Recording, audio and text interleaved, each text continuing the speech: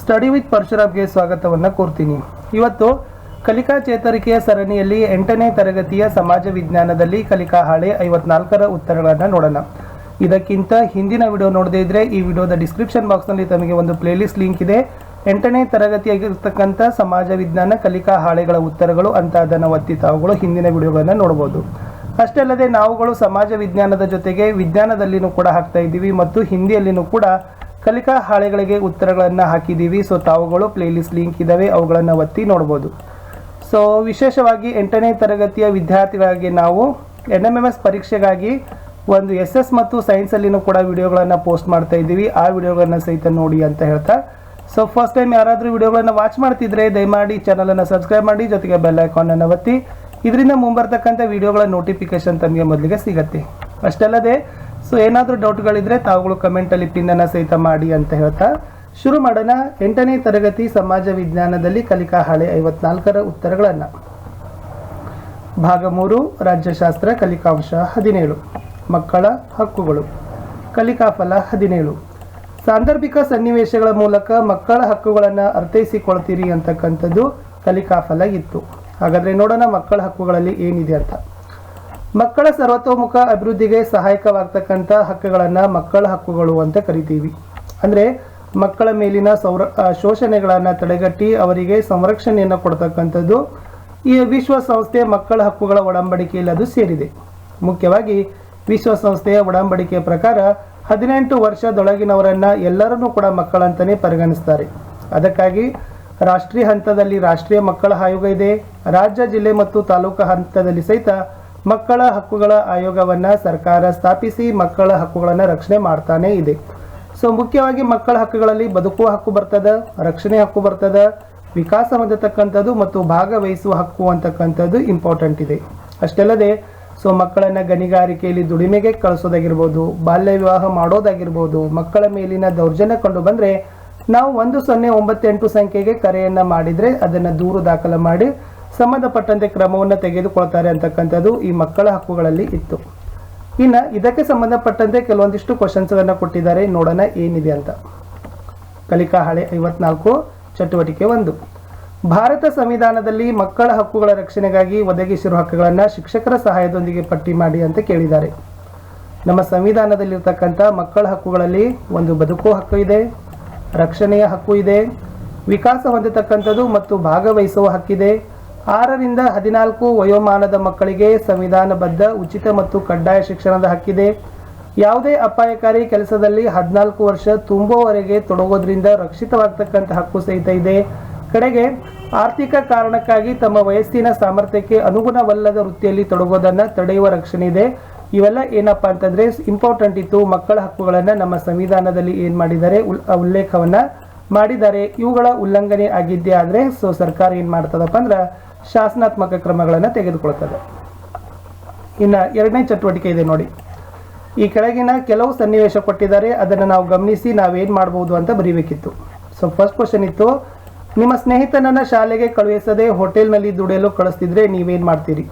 So ಉತ್ತರ ನೋಡೋದಾದ್ರೆ ಆ ಸ್ನೇಹಿತನ ತಂದೆ ತಾಯಿಯವರಿಗೆ ಬಾಲ ಕಾರ್ಮಿಕತೆಯ ಬಗ್ಗೆ ಅರಿವನ್ನು ಮೂಡಿಸಬೇಕು.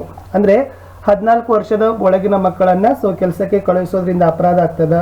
ಸೊ ಅದು ಕಾನೂನು ಕ್ರಮ ತಗೊಳ್ತಾರೆ, ಜೈಲು ಶಿಕ್ಷೆ ಇದೆ, ದಂಡ ಇದೆ ಅಂತಕ್ಕಂಥ ಅರಿವನ್ನು ಏನು ಮಾಡಬೇಕು, ಸ್ನೇಹಿತನ ತಂದೆ ತಾಯಿಗಳಿಗೆ ಸವಿವರವಾಗಿ ತಿಳಿಸ್ಕೊಡ್ಬೋದು.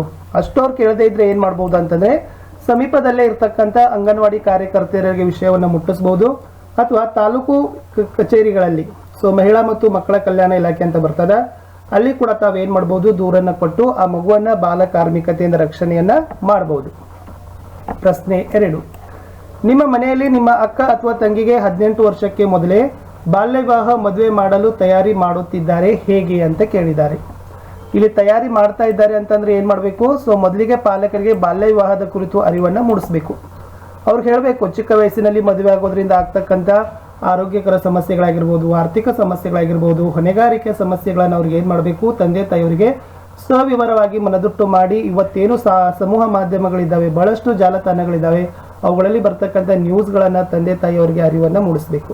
ಅಷ್ಟೋರು ಕೇಳದೇ ಇದ್ರೆ ಮದುವೆ ಮಾಡ್ಲಿಕ್ಕೆ ಸಿದ್ಧತೆನೇ ಆದರೆ ಸೊ ತಾವುಗಳು ಕೂಡ ಅಂಗನವಾಡಿ ಕಾರ್ಯಕರ್ತೆಯರಿಗೆ ವಿಷಯವನ್ನು ಮುಟ್ಟಿಸ್ಬೋದು. ಸಾಮಾಜಿಕ ಕಾರ್ಯಕರ್ತರಿರ್ತಾರೆ, ಮಕ್ಕಳ ಹಕ್ಕುಗಳ ಕಾರ್ಯಕರ್ತರಿರ್ತಾರೆ, ಮಾನವ ಹಕ್ಕುಗಳ ಕಾರ್ಯಕರ್ತರಿರ್ತಾರೆ, ಅವ್ರಿಗೂ ಕೂಡ ವಿಷಯವನ್ನು ಮುಟ್ಟಿಸ್ಬೋದು. ಅಷ್ಟೇ ಅಲ್ಲದೆ ತಾಲೂಕಿನಲ್ಲಿರ್ತಕ್ಕಂಥ ಮಹಿಳಾ ಮತ್ತು ಮಕ್ಕಳ ಕಲ್ಯಾಣ ಇಲಾಖೆಗೆ ದೂರನ್ನು ಸಹಿತ ಕೊಟ್ಟು ಆ ಮದುವೆಯನ್ನು ತಾವೇನು ಮಾಡ್ಬೋದಪ್ಪ ಅಂದರೆ ತಡೆಯನ್ನು ಒಡ್ಡಬಹುದು.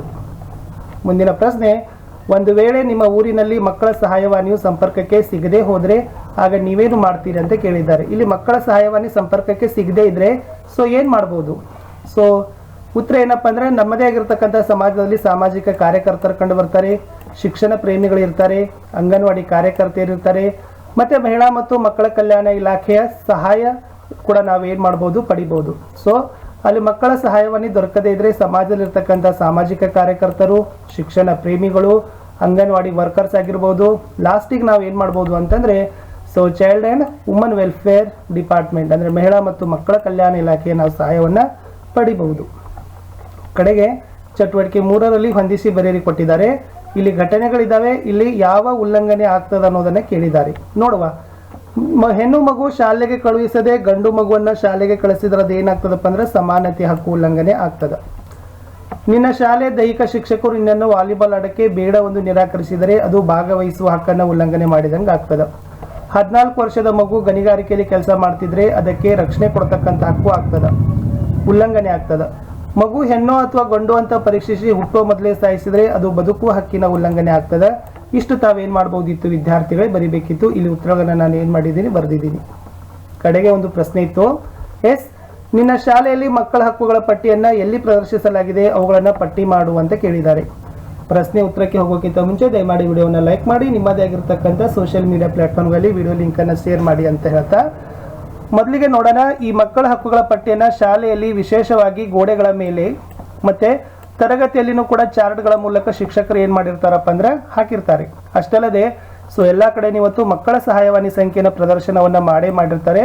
ಸೊ ಇದನ್ನು ಕೂಡ ನಮಗೆ ಗೊತ್ತೇ ಆಗಿರ್ತಕ್ಕಂಥದ್ದು. ಇನ್ನು ಯಾವೆಲ್ಲ ಹಕ್ಕುಗಳಿದ್ದಾವೆ ಅಂತಂದರೆ, ಸೊ ಮೊದಲೇ ನಾವು ನೋಡಿದ್ದೀವಿ, ಬದುಕೋ ಹಕ್ಕಿದೆ, ರಕ್ಷಣೆ ಹಕ್ಕಿದೆ, ವಿಕಾಸ ಹೊಂದತಕ್ಕಂಥ ಮತ್ತು ಭಾಗವಹಿಸುವ ಹಕ್ಕಿದೆ, 6ರಿಂದ 14 ವಯೋಮಾನದ ಮಕ್ಕಳಿಗೆ ಸಂವಿಧಾನಬದ್ಧ ಉಚಿತ ಕಡ್ಡಾಯ ಶಿಕ್ಷಣದ ಹಕ್ಕಿದೆ. 5ನೇದು, ಯಾವುದೇ ಅಪಾಯಕಾರಿ ಕೆಲಸದಲ್ಲಿ 14 ವರ್ಷ ತುಂಬುವವರೆಗೆ ತೊಡಗೋದ್ರಿಂದ ರಕ್ಷಿತವಾಗುವ ಹಕ್ಕು ಸಹಿತ ಇದೆ ಅನ್ನೋದನ್ನ. ಸೊ ಇವೆಲ್ಲ ಹಕ್ಕುಗಳಿದ್ದಾವೆ. ಇವೆಲ್ಲ ಏನು ಮಾಡ್ತಾರಪ್ಪ ಅಂದ್ರೆ ವಿಶೇಷವಾಗಿ ಶಾಲೆಯ ಗೋಡೆಗಳ ಮೇಲೆ ಮತ್ತು ತರಗತಿಯ ವರ್ಗ ಕೋಣೆಗಳಲ್ಲಿ ಇವುಗಳನ್ನ ಬರದೇ ಇರ್ತಾರೆ ಅಂತ ನಾವೇನು ಮಾಡ್ಬೋದು, ಹೇಳ್ಬೋದು. ಇಷ್ಟು ವಿದ್ಯಾರ್ಥಿಗಳೇ 8ನೇ ತರಗತಿಯಲ್ಲಿ ಕಲಿಕಾಂಶ 17ಕ್ಕೆ ಸಂಬಂಧಪಟ್ಟಂತೆ ನಾವೇನು ಮಾಡಿವಿ, ಕಲಿಕಾ ಹಾಳೆ 54ರ ಉತ್ತರಗಳನ್ನು ನೋಡಿದ್ದೀವಿ. ಮತ್ತೆ ಸಿಗ್ತೀನಿ ಹೊಸದಾಗಿರ್ತಕ್ಕಂಥ ಕಲಿಕಾ ಹಾಳೆಯ